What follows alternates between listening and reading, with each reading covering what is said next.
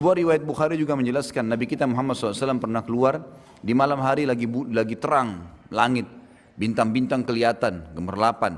Apalagi zaman dulu tidak ada penerang lampu seperti kita, tidak ada penerangan lampu. Jadi kalau orang makin gelap, tidak ada penerangan lampu, makin terang kita melihat langit. Ya. Kelihatan bintang-bintang gemerlapan, kata Nabi SAW, apakah kalian lihat bintang-bintang itu? Kata mereka para sahabat, tentu ya Rasulullah, jelas sekali, terang.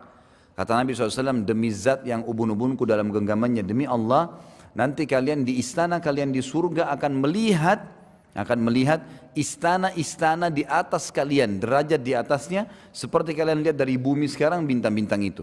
Jauh sekali, cuma bisa lihat cahayanya. Lalu mereka pun berkata, ya Rasulullah, apakah itu duduknya, tempatnya ahli surga, tempatnya para nabi-nabi? Kata Nabi SAW, bukan. Itu adalah tempat orang-orang soleh dari umatku. Perbedaan derajat di antara mereka. Jadi sangat luar biasa. Oleh karena itu teman-teman sekalian, jangan mulai sekarang, mulai detik ini, ubah sebuah pola hidup yang selalu ada pada diri kita.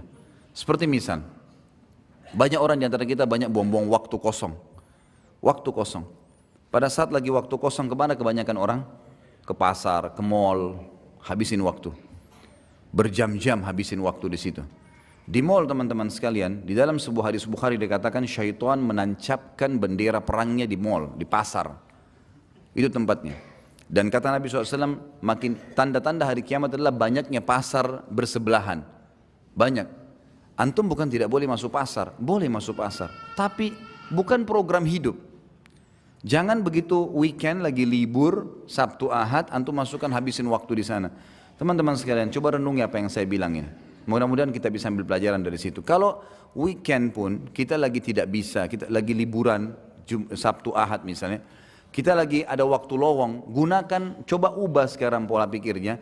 Hiburan itu bukan mall, hiburan itu bukan pantai, hiburan itu bukan kolam renang.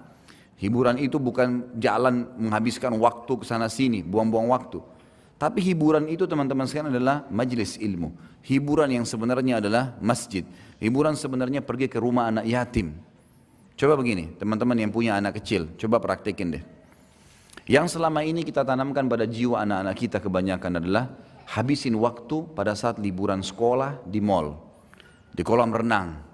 Kadang-kadang bahkan ada di pintu-pintu kolam renang, kita temukan ikhwah yang berjenggot, akhwatnya pakai jilbab besar, ngantar anaknya ke dalam kolam renang. Di dalam satu kolam renang semuanya telanjang. Kalau azabnya Allah turun, kena nggak dia? Dan yang paling masalah adalah bagaimana kita menanamkan pendidikan itu pada anak-anak. Dia akan tertanam di benaknya, oh kalau saya liburan kolam renang, oh kalau saya liburan ke mall. Daripada antum habisin uang 1 juta 2 juta, banyak orang begitu saya temukan, habisin sudah hanya mainin anak-anaknya, mainan putar-putar, ngeng-ngeng ribut. Sebentar naik ayah mau ini, ibu mau ini, gonta-ganti itu, habis percuma. Coba pakai pola ini. Uang yang 1 juta yang antum gunakan untuk habisin waktu tamasya, coba beli beras setengah kilo, bungkusin, bawa anak-anak di mobil, di kendaraan antum lalu bilang, nak, ayah sama ibu mau bawa kamu ke tempat yang paling menyenangkan. Apa itu ayah? Apa itu bu? Mall? Nanti lihat aja sendiri. Bawa ke panti asuhan. Begitu masuk parkir panti asuhan, mereka akan tanya, apa ini?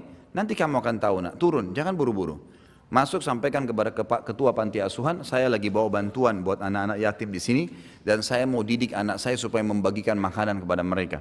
Tolong dikumpulin semua, kumpulin. Kemudian bilang, nak, tunjuk. Ini anak-anak yatim sekarang. Yatim itu artinya tidak ada ayahnya. Lihat bagaimana ngumpul mereka di satu tempat seperti ini, makanan pun mereka makan rame-rame, mereka tidak bisa minta lebih kalau sudah habis.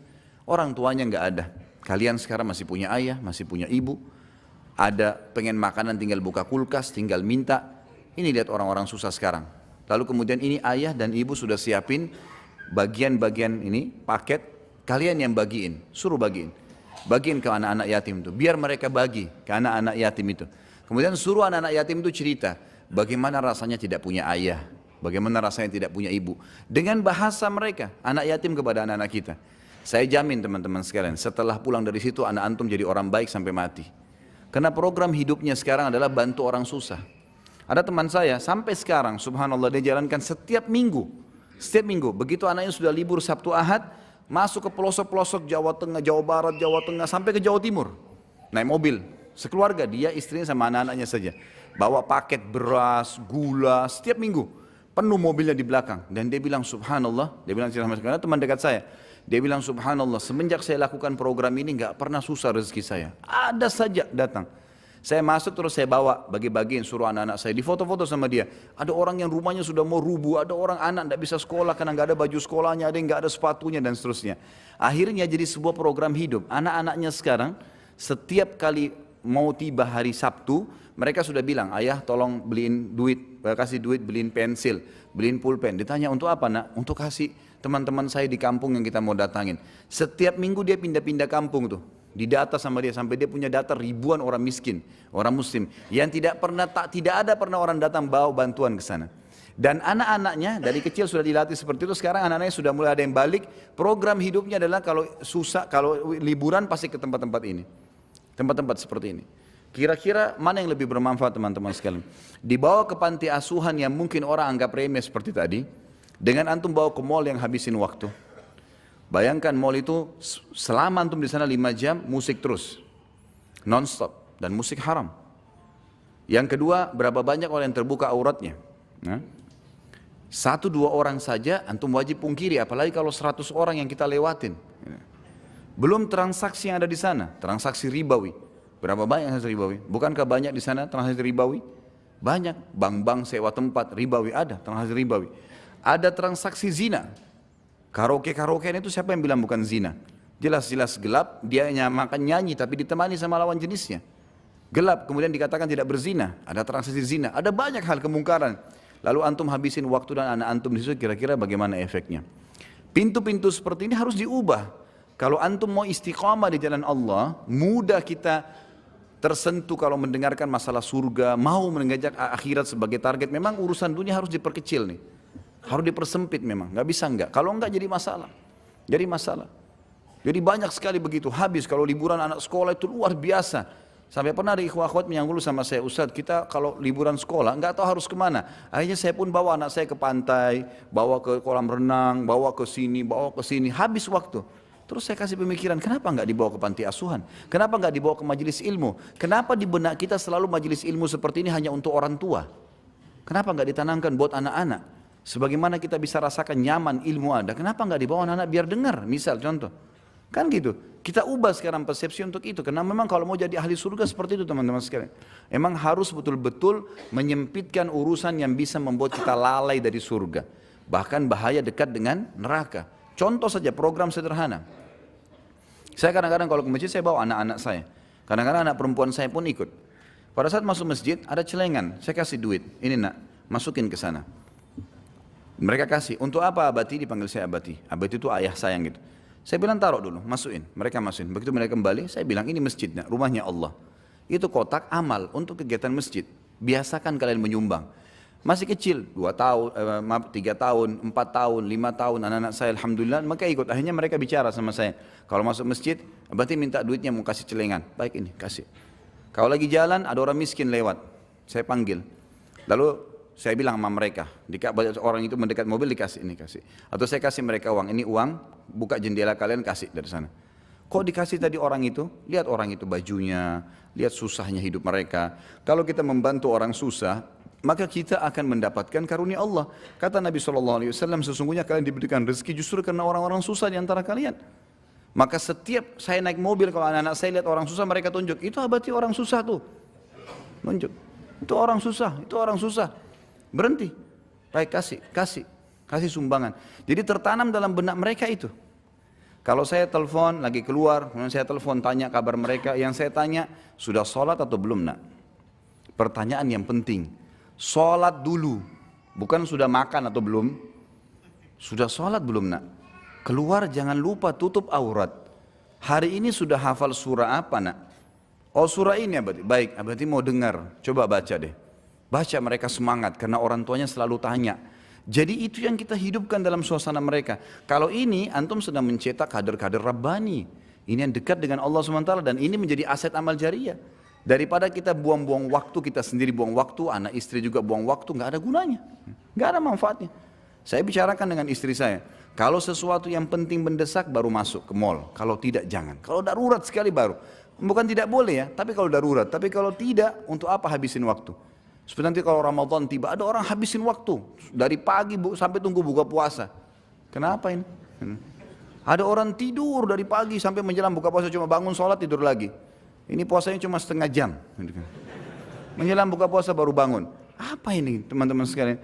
Di zaman Nabi SAW orang kalau lagi puasa jihad. Perang Badar di musim Ramadan. Ramadan pertama mereka tidak buka puasa padahal musafir gitu kan. Berperang dalam kondisi puasa. Jadi memang harus kita membentuk pribadi-pribadi yang menuju ke surga memang. Sehingga hawa nafsu dunia ini akan ditinggalkan. Karena kalau tidak kita berbahaya. Kita akan terbawa manusia lemah. Manusia lemah. Orang kalau nonton film Hollywood, Bollywood 1 jam, 2 jam pasti enak. Nggak mungkin nggak enak. Orang yang dipanggil dan didatangkan artis yang hebat. Laki-lakinya pintar action, perempuan pintar action, semua gagah, semua cantik, lalu dinonton, pastilah enak. Tapi masalahnya merusak hati, gitu kan? Merusak. Sulit kita mau bangun sholat malam setelah tonton film-film begini, nggak bisa. Tapi kalau kita memang mengaji, memang taklim, memang larinya ke ibadah, maka akan terbentuk. Dan teman-teman sekalian, jangan pernah malu dengan perkataan orang. Ada judul ceramah yang saya susun, judulnya Iya, Ini Aku Sekarang. Emang harus begitu. Kita punya masa lalu pasti ada yang salah. Tidak ada manusia yang sempurna. Nabi Adam alaihissalam lihat malaikat sujud depan matanya. Tapi berbuat dosa. Cuma orang mukmin buat dosa, tahu salah tidak diulangin. Itu yang benar. Bukan dia sudah tahu salah lalu diulangin. Ini berbahaya. Gitu kan? Ini sudah masuk dalam perbuatan mungkar yang berbahaya. Bisa jadi istidraj. Bisa sampai pada tingkatan azabnya Allah di situ. Nabi Musa alaihissalam pernah buat salah, Nabi Yunus alaihissalam pernah buat salah, gitu kan? Mereka punya berbuat salah. Umar bin Khattab adalah orang yang paling benci Islam sebelum Islam.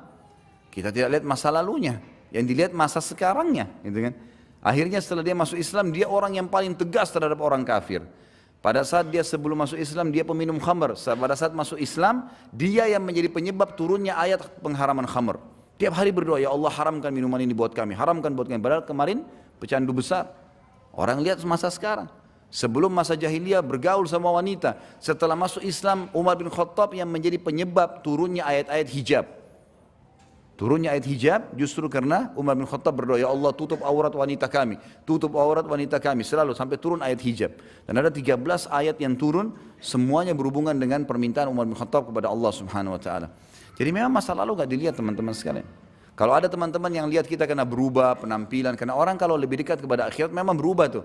Lebih tenang, jalannya lebih teratur, lebih tawadhu, lebih merendah, kata-katanya lebih santun, selalu mau berbuat baik, membela orang yang sedang terzalimi. Kita selalu begitu, terbawa dengan arus ingin mengejar pahala dan takut berbuat dosa. Itu wajar, orang akhirat begitu.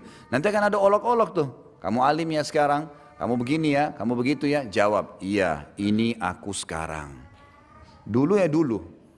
Bahkan sampai separah apapun, seorang wanita pernah pelacur misalnya, atau seorang laki-laki memang pernah juga ngelacur, istilahnya sudah nakal sekali luar biasa, terus sekarang dapat hidayah taubat, tetap sama jawabannya, iya ini aku sekarang.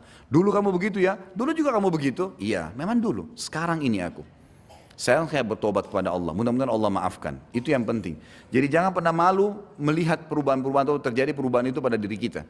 Ini penting ya, sempitkan semua jalan-jalan menuju ke neraka, buka semua pintu menuju ke surga dengan program-program hidup yang positif ke surga dan tinggalkan semua program negatif dalam neraka. Kemudian sama hal tadi yang saya jelaskan, bagaimana kita tidak boleh malu pada saat terjadi perubahan pada diri kita dan berani jawab apa adanya.